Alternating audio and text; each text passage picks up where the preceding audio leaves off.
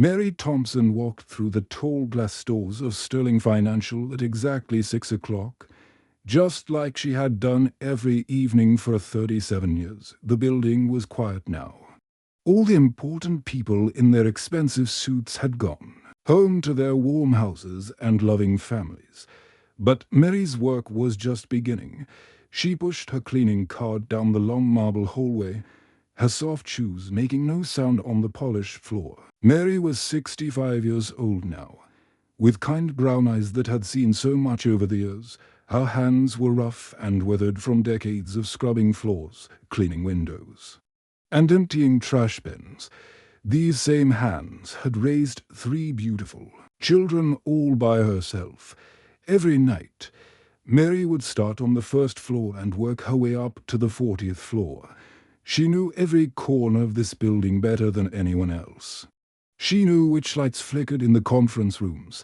She knew which doors squeaked when they opened. She knew exactly how Mr. Sterling liked his office ranged. Even though he had never once said thank you for her work daughters, Mary cleaned the fancy meeting rooms. She would often find important papers scattered on the tables, documents with numbers. That made her dizzy to think about.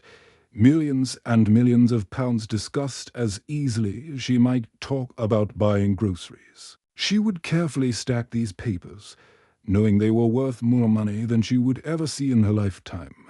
But the strange thing was, to all these powerful men, Mary might as well have been invisible. They would walk right past her in the hallways without even seeing her. They never said good morning or asked how her day was going. They never wondered about her life or her family. To them, she was just part of the building. Like the marble walls or the expensive paintings that hung in the lobby. Mary often thought about this as she worked. She remembered when she first started this job, back when her children were small. James was only 5 then, Emma was 7, and little Tom was just a baby. She had taken the night shift so she could be home with them during the day, while other mothers were tucking their children into bed. Mary was leaving to clean offices. It had been so hard in those early years. She would work all night, then come home to make breakfast for her children and help them get ready for school. She would sleep for a few hours while they were in class, then wake up to help with homework and make dinner. Then she would kiss them good night and head back to work. But every sacrifice had been worth it. Now James was a doctor, helping sick people get better. Emma was a teacher, sharing knowledge with young minds, and Tom was in his final year of law school, preparing to fight for justice in the courts. Mary's heart swelled with pride every time she thought about how far her children had come. The executives at Sterling Financial had no idea that the quiet cleaning lady had raised such a successful child. They didn't know that Mary had put herself through night school to learn bookkeeping, hoping to get a better job someday. They didn't know that she donated part of her small salary to help other struggling families in her neighborhood. What they also didn't know was that Mary noticed everything. After 37 years of being invisible, she had learned to watch and listen.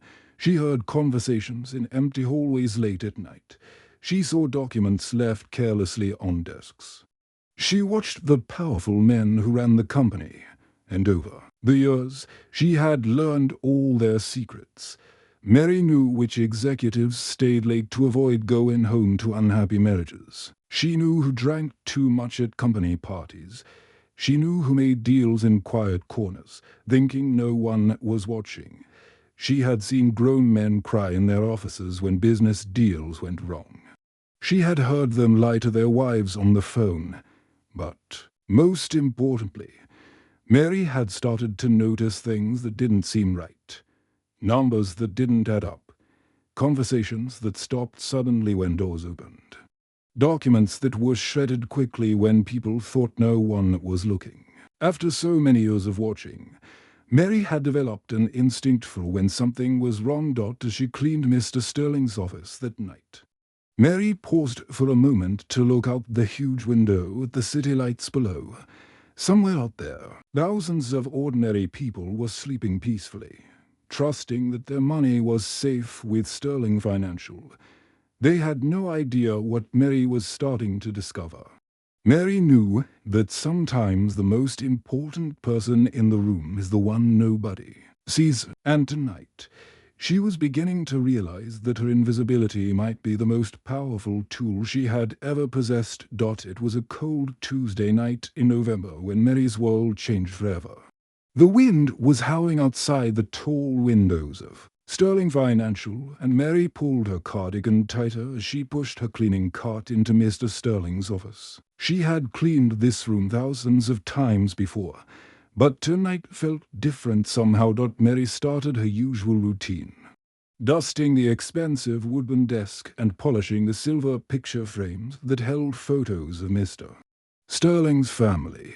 She watered the plants by the window and straightened the leather chairs that cost more than she made in a month. Everything seemed normal until she reached for the waste basket beside his desk. As Mary lifted the heavy basket, a crumpled piece of paper fell out and rolled across the floor. She bent down to pick it up, planning to throw it away with the rest of the trash, but as she unfolded the paper, her heart began to race. The words on the page made her hands shake. The document was full of numbers and official-looking stamps. At first, Mary didn't understand what she was reading, but as she looked more carefully, the terrible truth became clear. The paper showed fake numbers. Millions of pounds that should have gone to ordinary people's retirement savings had been moved to secret accounts. The money had been stolen. Mary sat down heavily in one of the leather chairs, her legs suddenly weak. She read the document again, hoping she had made a mistake. But the numbers were clear. Pension funds that belonged to hard-working families had been taken by the very people who were supposed to protect them. Her own pension was with this company. She had been paying into it for 37 years, trusting that Sterling Financial would keep her money safe. Now she realized that her future, and the futures of thousands of other people, might be in danger. Mary's hands trembled as she pulled out her old phone and took a photo of the document. She had to be careful. If Mr. Sterling found out that she had seen this paper, she could lose her job. But she knew she couldn't just throw it away and pretend she had never seen it. Over the next few weeks, Mary became a detective. She started paying closer attention to the conversations she overheard. She listened more carefully to phone calls that happened late at night when people thought the building was empty. She began to notice patterns that she had missed before. One night, as Mary was cleaning the conference room, she heard voices coming from Mr. Sterling's office. She quietly moved closer to the door and listened. Mr. Sterling was talking to other men about moving more money to hidden accounts. They were laughing about how easy it was to fool the government inspectors. Mary's heart pounded as she realized what she was hearing. These men were not just stealing money once. They were doing it over and over again. They thought nobody was listening. But Mary was always listening. She discovered that the stolen money belonged to teachers who worked in schools, nurses who cared for sick people, and factory workers who built things with their hands. These were good people who had worked hard all their lives and trusted Sterling Financial with their future. They had no idea that their retirement savings were being stolen. Mary thought about her own children and grandchildren. What if their savings were stolen too? What if other families lost everything they had worked for, just like she might lose everything she had saved? Every night, Mary found more evidence. She took photos of documents with her phone. She wrote down conversations she overheard. She kept everything in a small notebook that she hid at home. She knew she was taking a big risk, but she couldn't stop now. Mary had always been just a cleaning lady. She had never thought of herself as important or powerful. But now she realized that she had information that could save thousands of families from losing everything. The question was, would anyone listen to her? She thought about going to the police, but she was scared they wouldn't believe her. She was just an old woman who cleaned offices. Why would they take her word against important businessmen in expensive suits?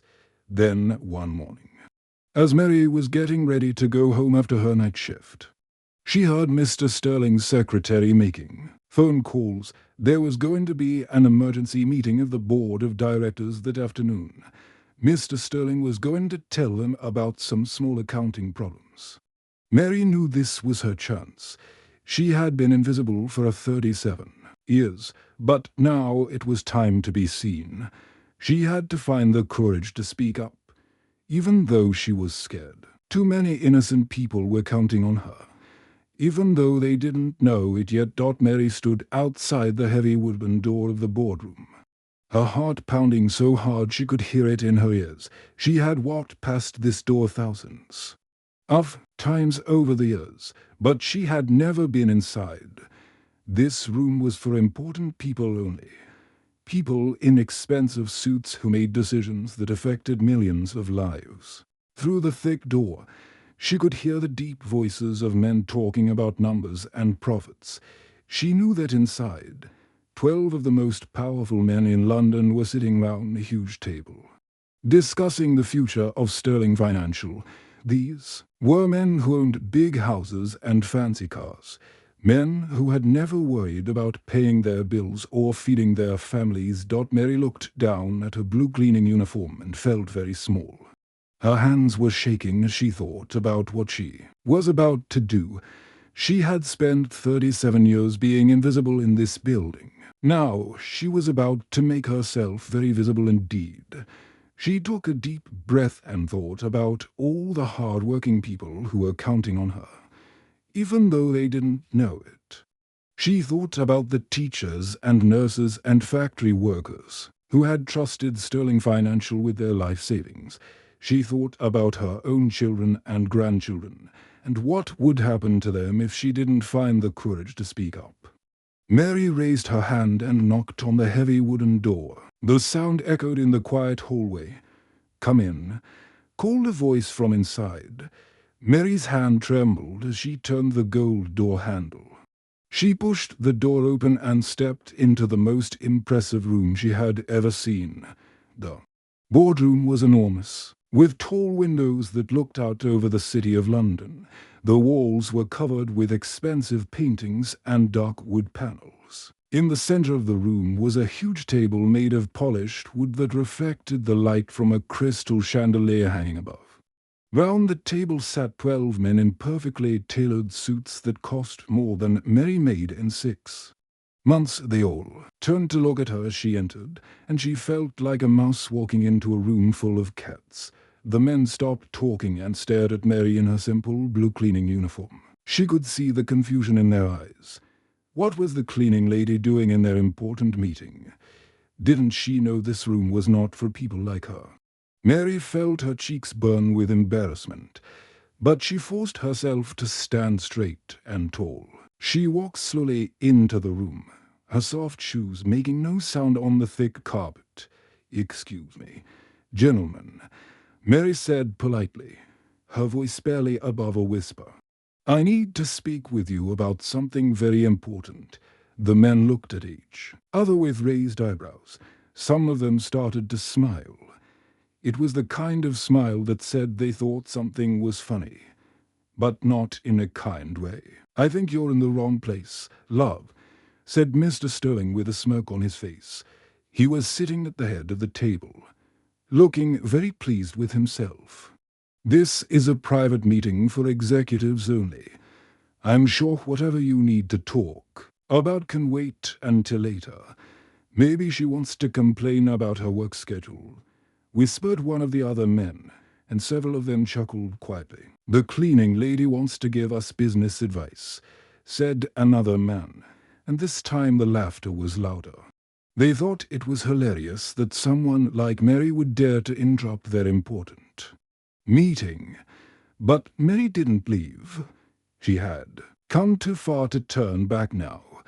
She walked slowly to the front of the room, past all the expensive chairs and important men. Her legs felt weak.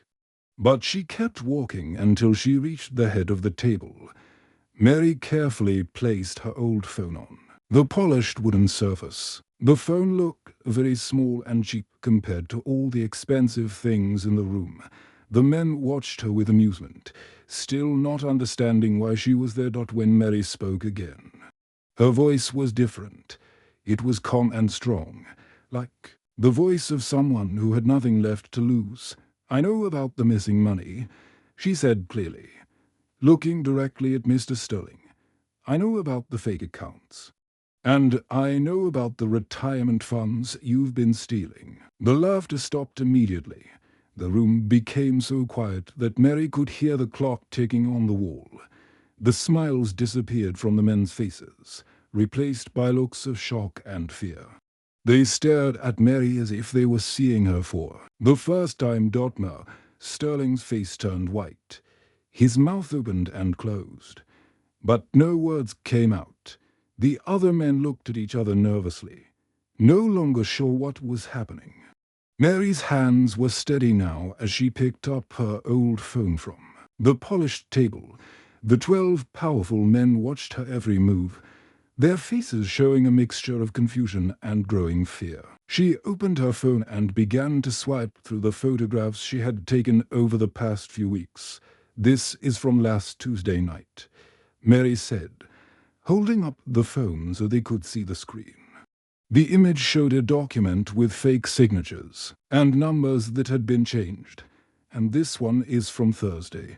She showed them another photograph of records that proved money had been moved to secret accounts, one by one. Mary showed them photograph after photograph. Each image was clear evidence of the crimes they had committed. Documents that should have been destroyed. Records of stolen money that belonged to innocent people. Evidence of lies that had been told to thousands of families who trusted Sterling Financial with their futures. The men round the table sat in stunned silence. Their expensive suits suddenly seemed to hang loose on their bodies. Their confident smiles had completely disappeared. Some of them were sweating despite the cool air in the room. "For 37 years, I've cleaned your offices," Mary said, her voice growing stronger with each word. "I've emptied your trash bins. I've dusted your desks. I've listened to your phone calls when you thought no one was round. You thought I was invisible, but I was watching everything." Mr. Sterling finally found his voice. "You don't understand what you're doing," he said, his voice shaking. "These are complex business matters. You're just a cleaning lady. You don't know how these things work." But Mary didn't let him finish. She had heard enough of his lies over the years. "I know exactly what you've done," she said firmly. "You've stolen from teachers who spend their days helping children learn. You've stolen from nurses who work night shifts to care for sick people. You've stolen from factory workers who build things with their hands to make our country strong. These are good people who worked hard all their lives and trusted you with their money." The men's faces turned pale as Mary continued. Some of them looked down at the table, unable to meet her eyes. Others stared at her in disbelief, still not understanding how their perfect plan had been discovered by someone they had never bothered to notice. Mary reached into her cleaning cart and pulled out a thick folder. It was filled with papers, photographs, and handwritten notes. She had been collecting evidence for months, working quietly and carefully while they thought she was just doing her job. "I've been documenting everything," Mary said, opening the folder and spreading the papers across the expensive table. "Every late-night meeting where you planned your crimes, every document you tried to shred, every lie you told to the government inspectors, every phone call where you laughed about stealing from innocent people." She looked each man in the eye, one by one. These were the same men who had walked past her in the hallways for decades without saying hello, the same men who had treated her like she was part of the furniture. Now they were all staring at her with fear and respect. I've already contacted the police," Mary said calmly. "I've spoken to journalists at 3 different newspapers. I've given copies of everything to the authorities who have the power to stop you and put you in prison where you belong." The men began to panic. Some of them started talking at once, trying to explain or make excuses.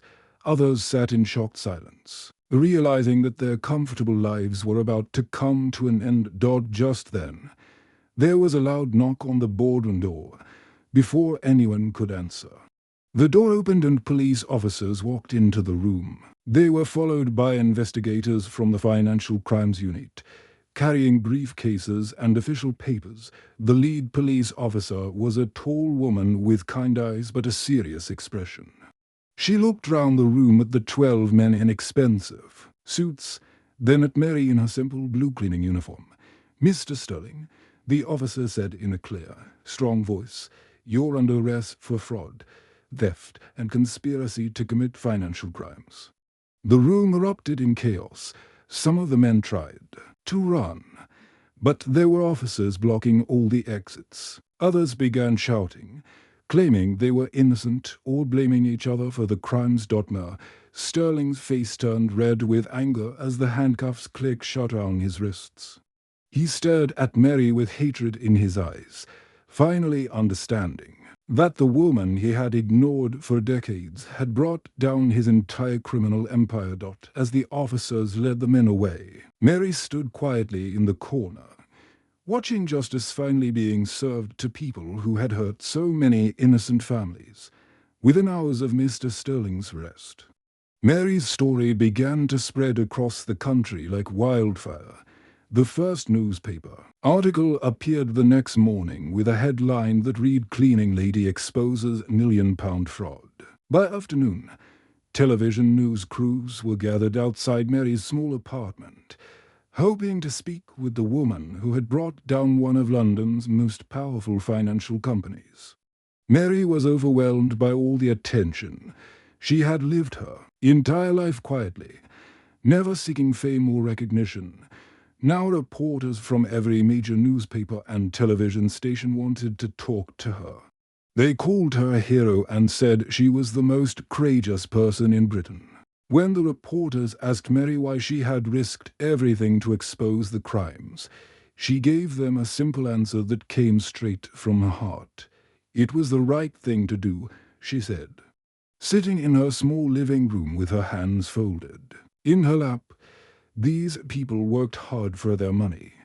They trusted Sterling Financial with their futures. They deserved better than to have their savings stolen by greedy men. The investigation that followed Mary's brave actions revealed the full extent of the crimes. Over 50,000 families had been affected by the theft. Teachers, nurses, factory workers, shop owners, and countless other hard-working people had nearly lost their life savings. The stolen money totaled more than £200 million. But because of Mary's courage, every penny was recovered and returned to the rightful owners. The government investigators used her photographs and documents to track down all the hidden accounts. Families who had feared they would have nothing for retirement got their money back. Children who thought they couldn't afford to go to university found that their parents' savings were safe after all. Sterling Financial was permanently closed down, and all 12 men from the boardroom were sent to prison. Mr. Sterling himself received the longest sentence of 15 years. The judge said that Mary's evidence had been crucial in making sure justice was served. Mary finally retired from her cleaning job, but not because she was forced to. The government made sure she received her full pension, plus additional money, as a reward for her brave actions. For the first time in her life, Mary didn't have to worry about money or work night shifts to make ends meet. But Mary didn't just sit at home enjoying her retirement. She began traveling around the country, speaking at schools and community centers. She told young people that everyone has the power to make a difference, no matter how small or unimportant they might feel. Her message was simple: if you see something wrong, You have a responsibility to speak up. I was just a cleaning lady. Mary would tell the audiences that gathered to hear her speak. I never thought I was important or powerful. But I learned that sometimes the most ordinary people can do the most extraordinary things. The government created a scholarship fund in Mary's name to help children from working families go to university. The Mary Thompson Scholarship became one of the most respected awards in the country. Mary's own grandchildren were among the first to benefit, receiving money to study medicine, teaching, and law, just like their parents had done. On Mary's final day of work, she walked through the Sterling Financial Building one last time. But everything was different now. The building was being cleaned out and prepared for new owners. The fancy offices where powerful men had once planned their crimes were now empty and quiet. As Mary walked through the hallways, she remembered all the years she had spent being invisible in this place. She thought about all the conversations she had overheard and all the evidence she had collected. She realized that her invisibility had been her greatest strength. When Mary stepped out of the building and into the bright London sunlight, she smiled. She had spent 37 years of her life cleaning up other people's messes. She had scrubbed floors, emptied trash bins, and dusted desks. But in the end, she had cleaned up the biggest mess of all. Mary Thompson had proven something important to the world. Heroes don't always wear capes and have superpowers. Sometimes they wear blue cleaning uniforms and carry mops and buckets. Sometimes they work quietly in the shadows for decades before stepping into the light to do what's right. As Mary walked home that day, she knew that her story would inspire others to be brave when they faced difficult choices. She had shown that one person, no matter how ordinary they might seem, can change the world when they have the courage to stand up for what's right. The end.